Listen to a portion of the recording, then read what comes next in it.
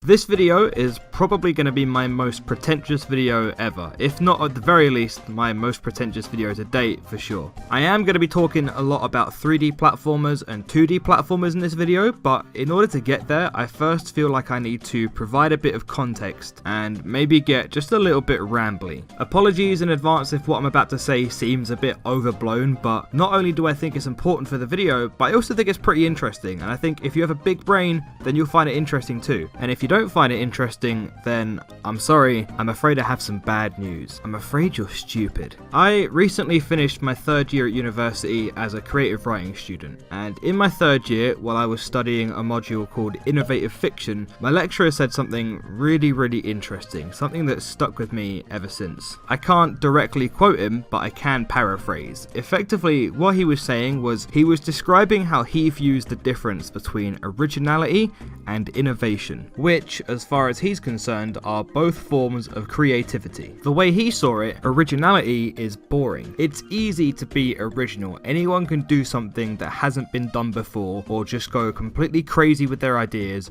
and try and produce something completely unique. And whether or not something can be 100% truly original in the first place is a debate in and of itself, but most people will tell you that there's actually no such thing as true originality. Everything is inspired by something else to an extent. Because of this, the pursuit of originality is futile. It's quite uninteresting to try and be completely original, because either one, you're not actually being as original as you think, or two, you can take the idea of trying to be too original too far and just go completely crazy and make something completely incoherent with no focus and something that just doesn't really even make any sense in the first place. His argument was that just because you can go absolutely wild with your ideas and do basically anything, that doesn't make anything interesting. By contrast, innovation is the complete opposite. Innovation is creativity as a result of restrictions and limitations. By putting boundaries on your ideas and keeping yourself much more grounded, you can actually come up with something much more interesting than you might think you can. To further illustrate his point, he told us about Oulipo, a group of French-speaking writers and mathematicians. Look, okay, I know how this looks, I get it. We will get to the womba fruit and the bananas and the ground pounding soon. Just give me a minute, okay? I'm nearly done. They were a group of mathematicians and writers, okay? And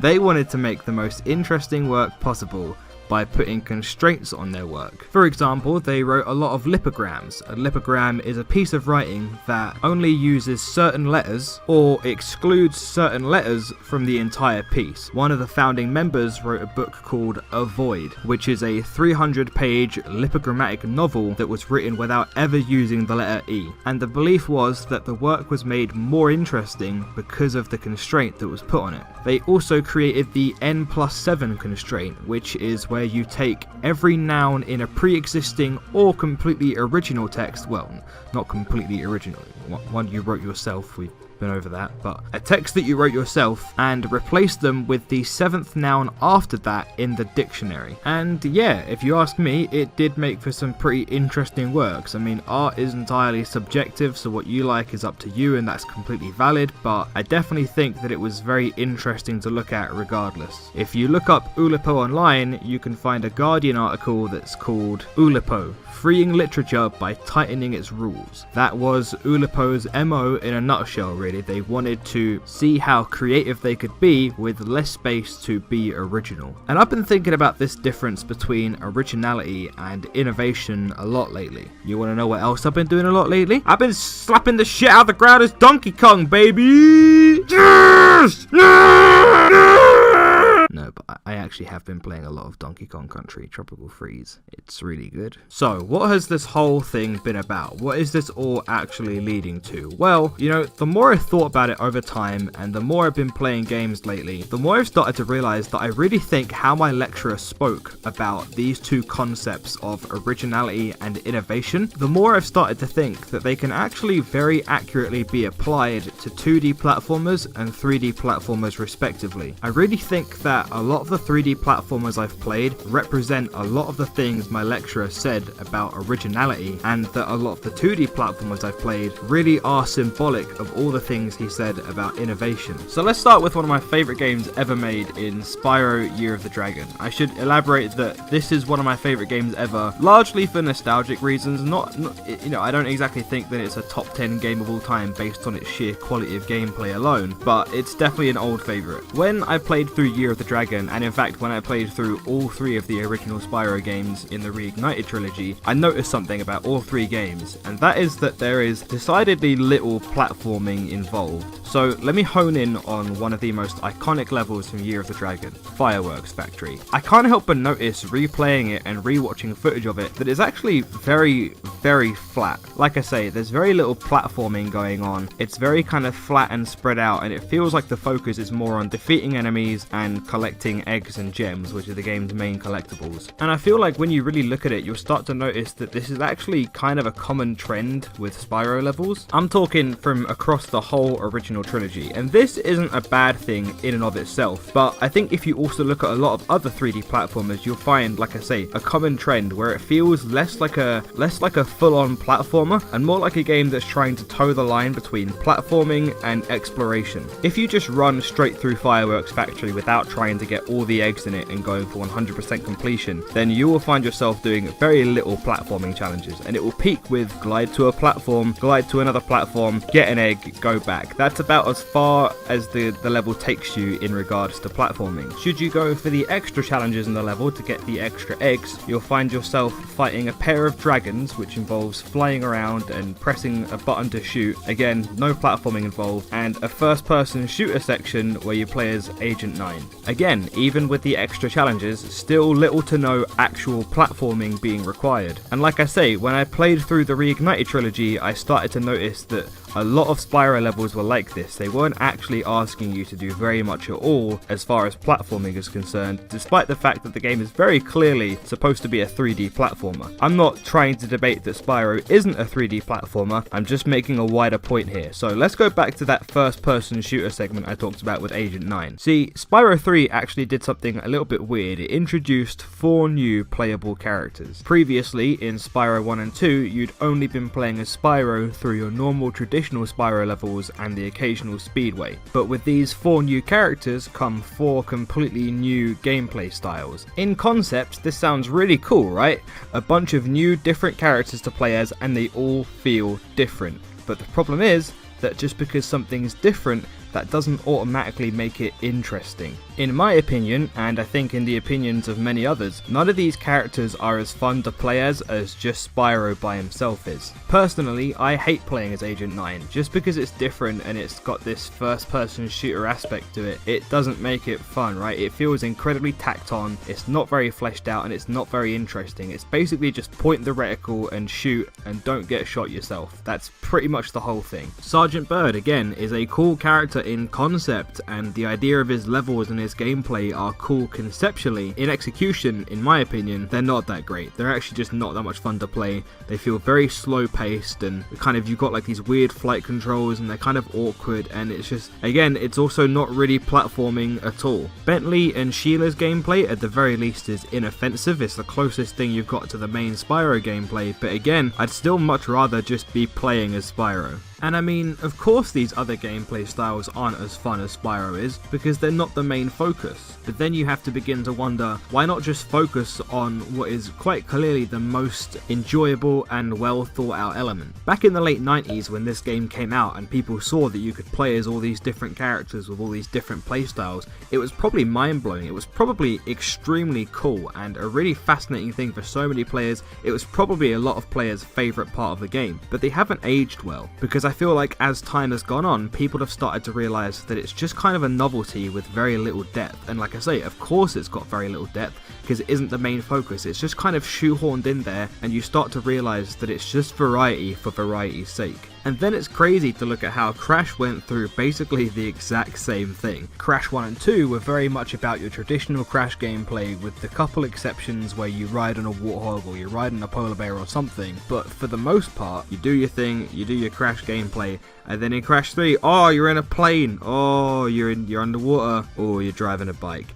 none of it's very fun, is it? I mean, it's fine, but again, you'd probably just rather be playing as regular Crash, right? Were Crash 3 and Spyro 3 the only examples I could think of shoehorning variety into their games, then I would just chalk it up to them being the third and final games in their original trilogies, and the developers probably feeling like they had to step it up in some big way and, you know, do something big and grand to really hit home that this is the last part of the trilogy. And like I say, at the time, this was probably awesome, but the thing is that they are far from the only examples. All you gotta do is look at the original Sonic Adventure, right? Like, you have 6 playable characters in the game.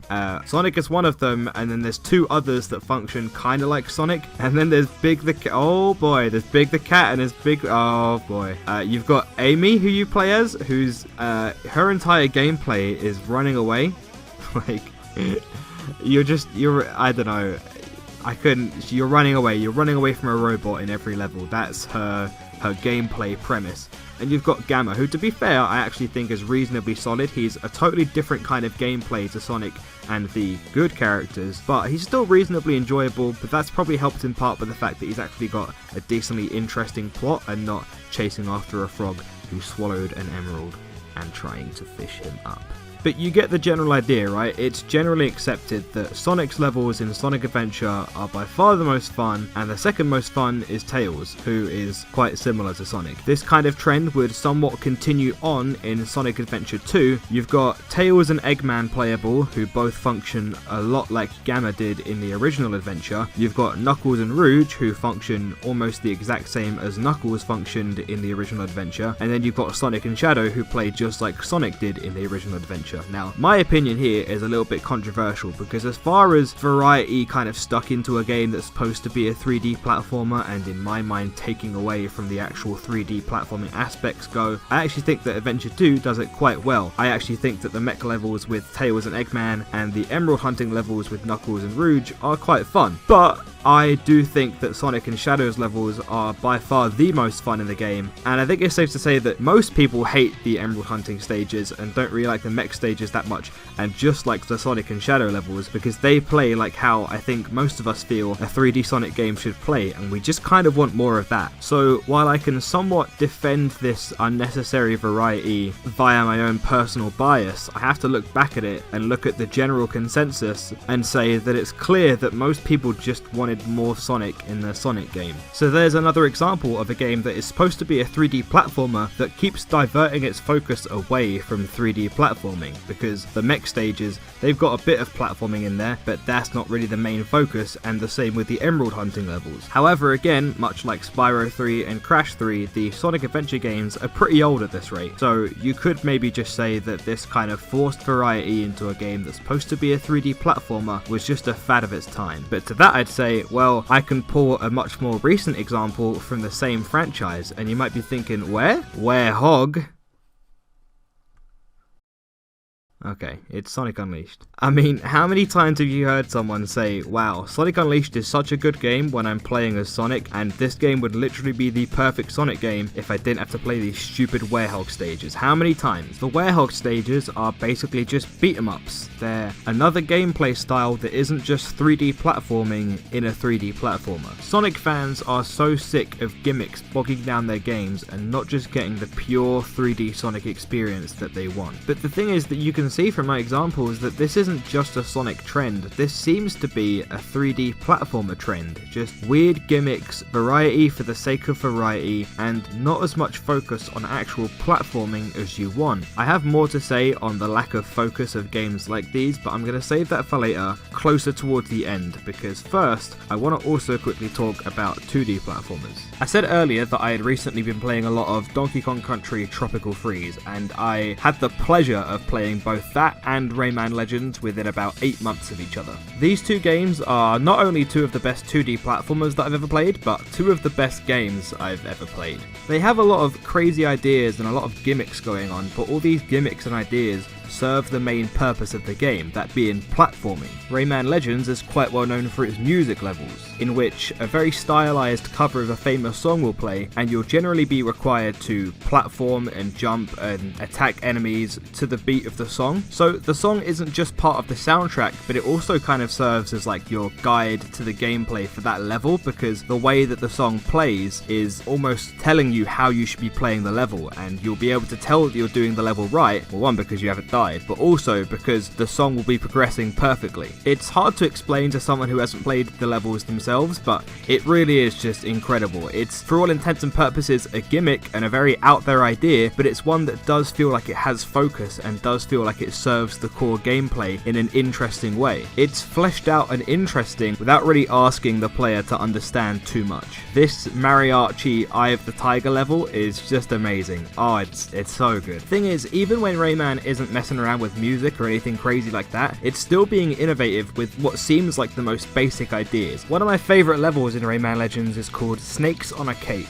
This is a level where a concept is fully fleshed out. There are these snakes that eat through food, and the food serves as your platform, so you have to be careful about how you're platforming around them with the knowledge that they will temporarily take away parts of said platform. Not only are they dangerous as obstacles, but they can also be helpful because they can eat away at parts of platforms and allow you to get to places that you couldn't previously get to and collect certain collectibles. But it's not like they're just a one and done either. They come back in future levels, but because you've already learnt about them in so much detail, how you deal with them just kind of comes naturally. They become a natural part of future levels that makes perfect sense. I'm sure you see where I'm getting at with this, right? This is kind of a microcosm of the whole originality versus innovation thing. It's clear to me that 3D platformers have a trend of going wild with their ideas. A lot of them just completely change to different genres at seemingly random intervals, and if they're not doing that, then they've got some kind of crazy gimmick to throw in your face that really doesn't help the core gameplay of platforming in any way. Fly around and shoot some dragons, do some underwater levels that slow the pace to a crawl. Sure, Rayman Legends has the Murphy levels, which aren't platforming at all. They're a totally different thing, and even though I quite like them, most people dislike them, but that just kind of serves my point, right? People want more platforming in their platformers. Murphy levels aside, Rayman Legends is so innovative because instead of just throwing all these ludicrous ideas and crazy different genres at the wall, it focuses. Focus is a key word here. It focuses on a concept or a gameplay mechanic or any kind of gimmick, but it always relates that to the core gameplay of platforming. Compare a level like Fireworks Factory from Spyro 3 to a level like Snakes on a Cake from Rayman Legends. You'll find that Fireworks Factory is conceptually much more interesting. It's thematically more interesting because it's set at this big grand castle where presumably they make fireworks. I mean, you fight dragons, you shoot your way through hordes of enemies, you shoot yourself through cannons. All this stuff, this is cool and original. But in my opinion, it's only interesting on the surface. Once you start playing these things, you realize how kind of tacked on and shallow they are. Rayman Legends doesn't have all these crazy ideas going on in this one level. This one level, Snakes on a Cake, is about snakes on a cake. But because of how much more fleshed out it is, how much more focus is put on it, and how much more it relates to the core gameplay, it's significantly more enjoyable to play through, and is a far more pure platforming experience. But much like how doing all this crazy non-platforming stuff is kind of a trend of 3D platformers, you'll find that a lot of the things I've said about Rayman Legends are kind of a trend with 2D platformers. Shovel Knight, Super Meat Boy, these games are all about the platforming. If they ever divert away from that, it's still to serve the core gameplay, or it's a minor inconvenience at worst. I don't want anybody to think that this is some kind of hit piece on 3D platformers. I love 3D platformers. They've given me some of the best times of my childhood, and I think there's a lot to like about them. But there is an undeniable trend there, as is the case with 2D platformers. And what I'm really trying to answer, more so than anything, is why. Why is it like this? Why do 3D platformers so regularly go completely off the deep end and seem like they would rather be doing anything other than having you just platform? Why do 2D platformers by comparison seem so much more focused? Well, I think the answer is surprisingly simple. It's that extra dimension. With 3 dimensions, developers have so much space to let their ideas run wild, and they also have a lot of space to fill. Not only is it hard to fill an entire 3-dimensional world with nothing but interesting and constantly evolving platforming challenges, but as a developer on a 3D platformer, especially back in the day when it was such a new thing and it seemed so revolutionary, it probably seemed like a huge waste of an opportunity to not use these 3 dimensions for more than just platforming. platforming. You have all this space, why not throw in a shooter section? Why not throw in some random extra challenges that don't really make sense? At the time, it was probably extremely exciting. The problem is that it just doesn't seem like 3D platformers have really evolved. It does feel like the few of them that have come out in the last few years are still doing the same thing, as if it's some kind of 3D platformer trope that they have to obey. Let's have silly mini games and side challenges that don't really contribute to platforming. Let's do all this crazy stuff because we have the space, we have the ability to go wild with our ideas, we have the space to be original. With 3 dimensions, you can convey so many more unique environments and concepts than you can in 2D. But as I've said so many times throughout this video, the problem is that just because something is original or seemingly new and exciting and different, that doesn't make it interesting. So perhaps the key to making a platformer consistently interesting beyond the surface level is a constraint or a restriction. Let's say a constraint such as only having 2 dimensions. How many other genres even exist in 2D, or at least ones that aren't extremely outdated by now? How many more different genres could you possibly delve into while still being a 2D platformer? 2D shooters such as Contra back in the day shared a lot of stuff with platformers. There was quite a lot of platforming involved, or at least a lot of jumping up and down and stuff. Same with Metroidvania, they're too similar. The 2 dimensions don't offer enough space for them to be extremely different to each other. There's no point in going to another genre in the first place. When you're a 2D platformer, you're restricted. You don't have that space to go wild like 3D platformers do. You only really have space for platforming. Let's finally talk about Donkey Kong Country Tropical Freeze. Donkey Kong Country Tropical Freeze is not original. You play as a monkey, you go through a series of islands, and a lot of the levels in concept are the same thing you've seen in every other platformer before. There's some forest levels, now you're in the desert, now you're underwater, now there's some ice levels.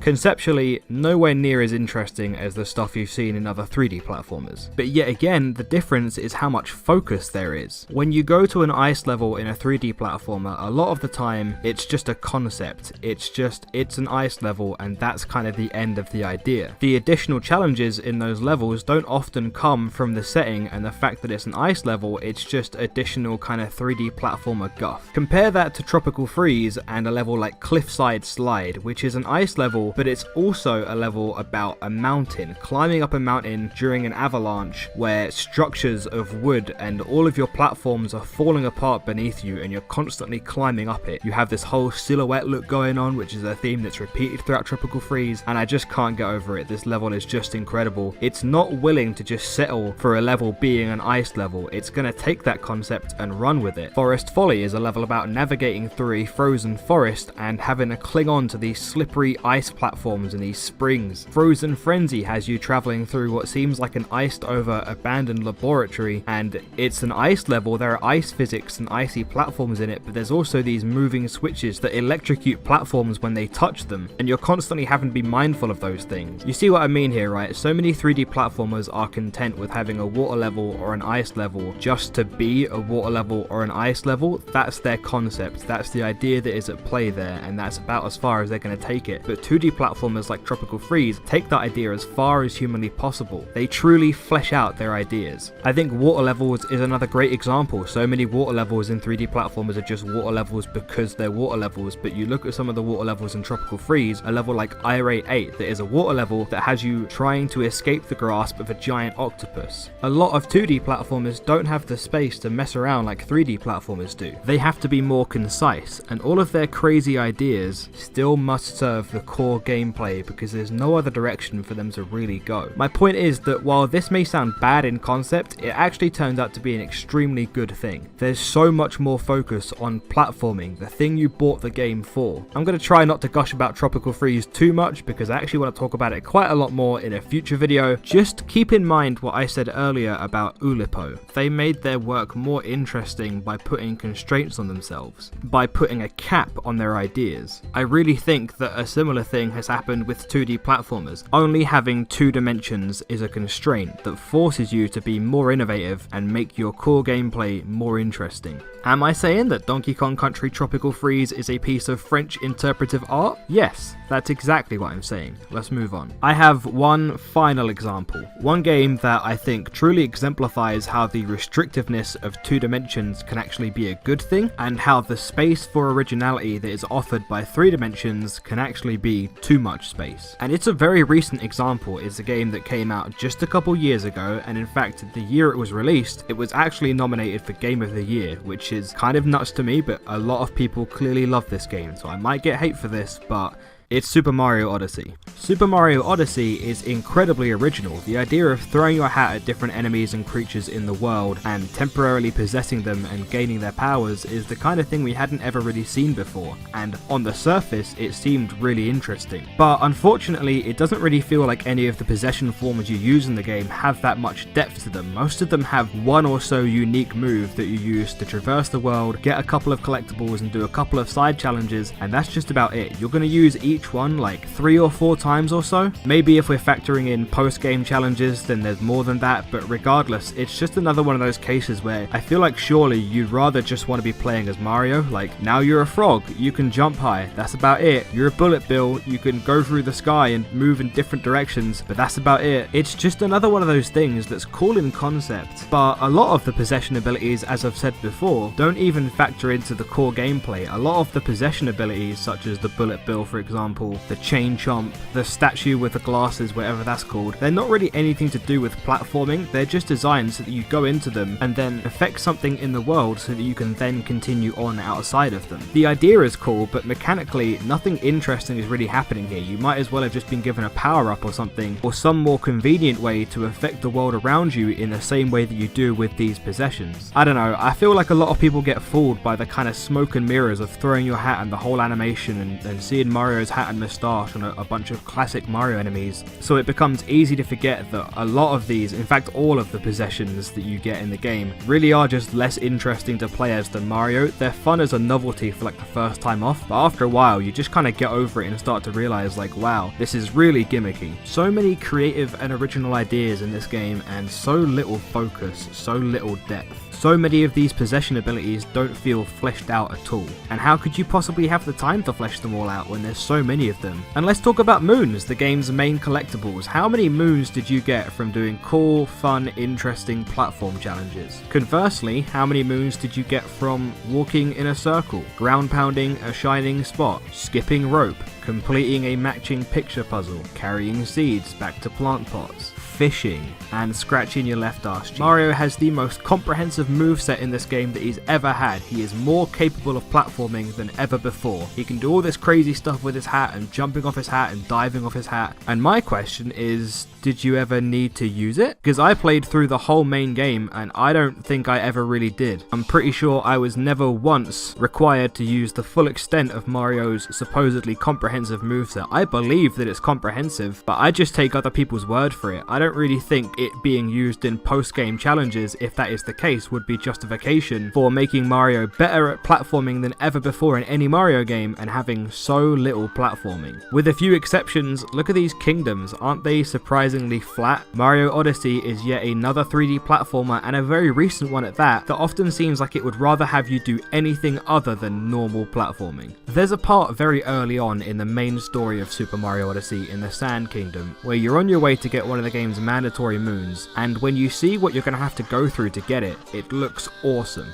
It's a playground. It's like this huge climbing frame of platforming challenges and puzzles, and when you play through it, it's genuinely fun. It's just nice, uninterrupted 3D platforming, exactly what I was hoping for when I played the game. Unfortunately, Super Mario Odyssey then goes on to just kind of never do this again. In my opinion, the game peaks early. That was the best part of the game right there. That was what I wanted. Instead, I spent quite a vast majority of my time doing pretty menial tasks for moons and playing around with the underwhelming possession system, and quite often doing both at the same time. I really hate to trash on a game like this because I like the idea of it so much, and there are so many cool ideas at play here, and it's very clear that a lot of love and passion was put into this game. But hey, I've said it before, ideas alone don't make something interesting. Super Mario Odyssey is one of the most original games I've ever played, but it isn't interesting to me. If you like it, then I can totally see why. I like pretty much all of the 3D platformers I've talked about today. I'm just kind of acknowledging the flaws with the idea of a 3D platformer. By design, it feels like 3D platformers are just so much more subject to becoming style over substance, to lose focus and get distracted by all the space they have to work with, and I think Odyssey is the absolute prime example of that. Anyway, that's pretty much all I have for today. In case it wasn't obvious, this video was inspired not just by what my lecturer told me in my last year at university, but also by the realization recently that 2D platformers are probably my favourite genre of video game. I just love the focus and concision that you see so often in them, but I want to make it clear that I really don't hate 3D platformers at all. I love a lot of them. I said earlier that a lot of them toe the line between platforming and exploration, and I think exploration is actually one of those few things that's afforded to them by the 3D space. There's actually a huge benefit for 3D platformers that 2D platformers don't really have access to. Exploration in 3D platformers is usually great fun, but I just feel like 3D platformers as a concept deserve a second look and maybe a bit of fine tuning. But maybe that's just me. There's a lot of very critically acclaimed 3D platformers out there that I've never played. Banjo-Kazooie, Ratchet & Clank, A Hat in Time. I want to get around to all of these someday, and I'm hoping that maybe somewhere in there or sometime in the future I'll find a 3D platformer that seems truly committed to the idea of being a 3D platformer. Until then, as always, I'd appreciate a like or a subscribe or a comment or just sharing the video around or doing whatever you can to support. As one guy on his own with a laptop, I cannot understate the amount of time and effort and work that has to go into a video like this, and I imagine the YouTube algorithm doesn't like me very much in the first place because I say a lot of naughty words. Maybe I'll make a rap song or sell some bath water or something. But until then, I will see you again, hopefully in a few weeks, with something a lot less long. See you then.